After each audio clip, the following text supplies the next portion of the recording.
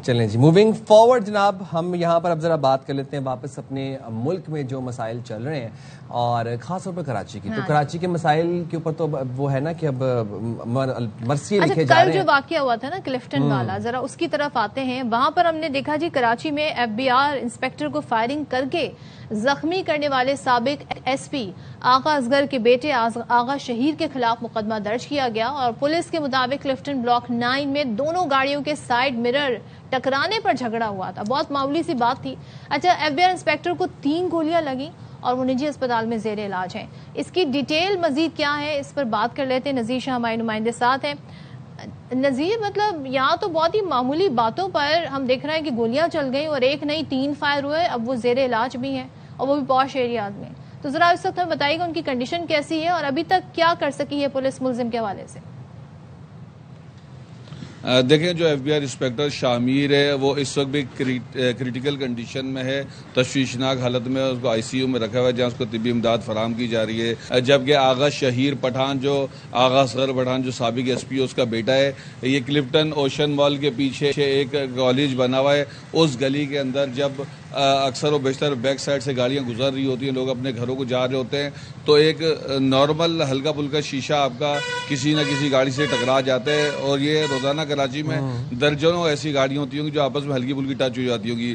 तो side mirror जैसे ही टकराए तो आगा शहीर का सबसे पहले गनमैन उतरा है और यहाँ से उन्होंने जब गालम गलोच शुरू की तो उसने सबसे पहले इनको बटों से मारना शुरू किया। उसके बाद मुद्दई के मुताबिक जो खुद भी जख्मी है शाजेब, उसका ये कहना है कि उसने आगा शहीर ने उतरते साथ ही अपने पीछे अड़सी हुई पिस्तौल निकाली और पे दर पे फायर मारना शुरू किए। 5 गोलियां चलाई जिसमें से 3 गोलियां FBI इंस्पेक्टर को लगी, जिसके बाद पुलिस ने इक़दाम कत्ल की दिफात के तहत इसका मुकदमा दर्ज किया।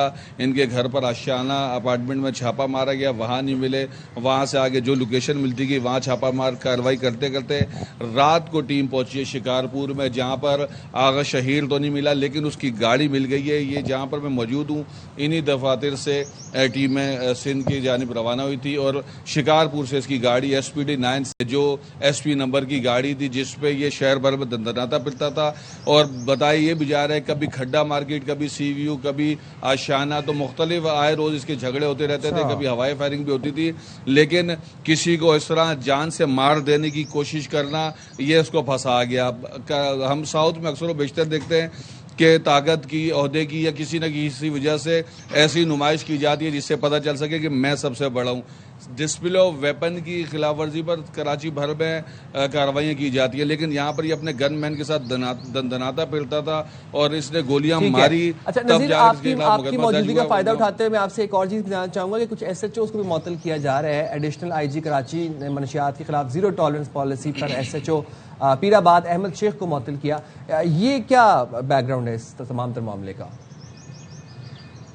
अब बिल्कुल देखें, न सिर्फ एडिशनल IG कराची बल्कि IG सिंध की जानिब से भी मंशियात के खिलाफ भरपूर क्रैकडाउन किया जा रहा है और बदनवानी में मुलविस अनासिर को उनके ठिकानों तक पहुंचाया जा रहा है। जो इस तरह का अफसर कोई भी होता है, ये एहलकार होता है, अगर IG मुअत्तल करता है तो उसको B कंपनी यानी ब्लैक कंपनी, और एडिशनल IG अगर उसको मुअत्तल करके भेजता है तो सस्पेंडेड कंपनी कहलाता है। जो इंस्पेक्टर अनीस अहमद शेख है SHO पीराबाद था, इसके इलाके में विफाकी हसास इदारे और CI की जानिब से गुज़श्ता रोज़ एडिशनल IG कराची की जानिब से एक टीम भेजी गई थी, जिन्होंने वहाँ 2 इंतहाई मतलूब मंशियात फरोश अकरम खान न्याजी और